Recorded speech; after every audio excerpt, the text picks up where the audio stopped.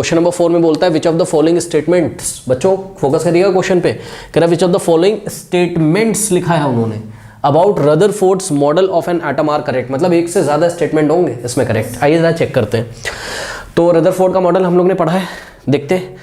तो स्टेटमेंट 1 कह रहा है consider the nucleus as positively charge particle, as positively charge, yes ठीक है। रदरफोर्ड के एक्सपेरिमेंट में ये प्रूव हो गया था कि एटम के सेंटर पे कोई पॉजिटिवली चार्ज न्यूक्लियस है, ये कंफर्म लिए, याद है? अगर मैं आपको याद दिलाना चाहूँ फटाफट, तो एक ये गोल्ड का फॉइल लिया था उन्होंने और अल्फा पार्टिकल की बॉम्बार्डिंग करी थी, ठीक है। तो अल्फा पार्टिकल की जब बॉम्बार्डिंग करी थी, अल्फा पार्टिकल क्या होते थे? हीलियम के पॉजिटिवली चार्ज पार्टिकल्स, ठीक है। तो ये पॉजिटिवली चार्ज पार्टिकल्स हैं, जब ये जाते थे गोल्ड फॉइल पे, ठीक है, तो डिफ्लेक्ट हो जाते थे, ठीक है, कुछ एग्जैक्टली उसी पाथ पे वापस आ जाते थे।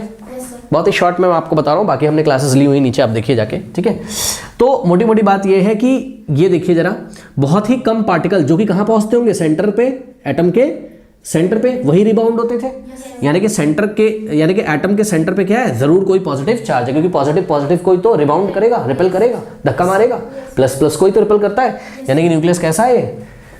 पॉजिटिवली चार्ज है, ठीक है। तो हाँ भाई, ये तो मुझे सही लग रहा है, स्टेटमेंट फर्स्ट सही लग रहा है, consider the nucleus as positively charge. आगे देखते हैं सेकंड वाला, कह रहा है कि establish that the alpha particles are 4 times as heavy as hydrogen atom. सुनो बच्चों, ऐसा तो रदरफोर्ड के मॉडल में कहीं पे कुछ नहीं हुआ था। उन्होंने अल्फा पार्टिकल्स का जो कंपैरिजन है वो हाइड्रोजन के एटम से तो किया नहीं था कि भाई अल्फा पार्टिकल जो वो 4 टाइम्स हैवी है हाइड्रोजन के एटम से, ऐसा कुछ तो है था नहीं।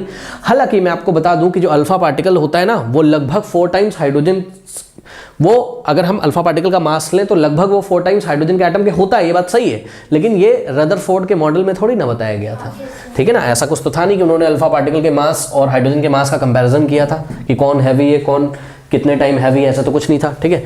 नाउ थर्ड कह रहा है can be compare to solar system. अब देखो ये बच्चों समझने वाली बात है। देखिए सभी बच्चे एनसीईआरटी की बुक पेज नंबर 48 जब आप ओपन करोगे, ठीक है, तो पेज नंबर 48 पे बच्चों, ये वाला देखिए पेज एनसीईआरटी का 48 पे, पता नहीं कैमरे में दिखाई पड़ रहा है कि नहीं पड़ रहा है, तो यहाँ पर आपका जो है on the basis of his experiment, ठीक है, यहाँ पे अगर आप देखें on the basis of his experiment, तो यहाँ जो 3 पॉइंट लिखे हुए हैं यहाँ पे अकॉर्डिंग टू यार एनसीईआरटी, इन्होंने जो सेकंड पॉइंट लिखा है वहां लिखा है the electrons revolve around the nucleus in circular path, ठीक है। तो रदरफोर्ड ने कुछ फीचर्स बताए थे अपने मॉडल के, उसमें जो सेकंड फीचर बताया था अकॉर्डिंग टू एनसीईआरटी वो क्या था? The electrons revolve around the nucleus in a circular path, ठीक है। तो इलेक्ट्रॉन्स उनके अकॉर्डिंगली न्यूक्लियस के चारों तरफ सर्कुलर पाथ्स में, ये देखिए इलेक्ट्रॉन ऐसे रिवॉल्व करते थे अकॉर्डिंग टू व्हाट? रदरफोर्ड। अब बताइए, ये रहा न्यूक्लियस और ये electron around the nucleus circular path में रिवॉल्व कर रहे हैं, ऐसा रदरफोर्ड ने भी बताया था। हालांकि बाद में आपने बोर्स मॉडल में भी देखा था कि K shell, L shell, M shell होती है, ये सब चीजें आपने वहां पे भी देखी थी। लेकिन रदरफोर्ड का मॉडल क्या हम सोलर सिस्टम से कंपेयर नहीं कर सकते?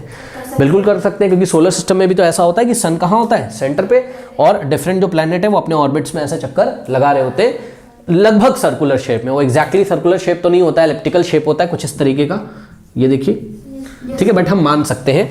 तो ये वाला बच्चों जो पॉइंट मुझे लग रहा है can be compared to solar system, ये तो मुझे सही लग रहा है। हम लोग इसको सोलर सिस्टम से कंपेयर कर सकते हैं, हाँ भाई कर सकते हैं अकॉर्डिंग टू एनसीईआरटी, जो पॉइंट नंबर 2 हमने आपको बताया पेज नंबर 48 पे, ठीक है।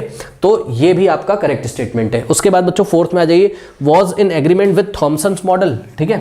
तो रदरफोर्ड क्या थॉमसन मॉडल के साथ एग्रीमेंट में थे? तो जवाब है नहीं। देखो थॉमसन मॉडल हम आपको फटाफट अगर याद दिलाएं, ठीक है, तो कुछ ऐसा था थॉमसन मॉडल में, उन्होंने बताया था कि जो एटम का स्ट्रक्चर होगा कुछ इस तरीके से होगा कि जो पॉजिटिव चार्ज है वो पूरे स्फीयर में ऐसे डिस्ट्रीब्यूट होगा, ठीक, और जो नेगेटिव चार्ज है वो एम्बेडेड होगा इसमें, एम्बेडेड, ठीक इसी तरीके से जैसे वाटरमेलन होता है। वाटरमेलन में जो रेड वाला खाने वाला पार्ट होता है उसका, ठीक है, उसको आप क्या सोच लो कि वो पॉजिटिव चार्ज है पूरा, और जो उसके सीड्स होते हैं, बीज जो बीच में लगे रहते हैं, वो क्या है? इलेक्ट्रॉन्स है।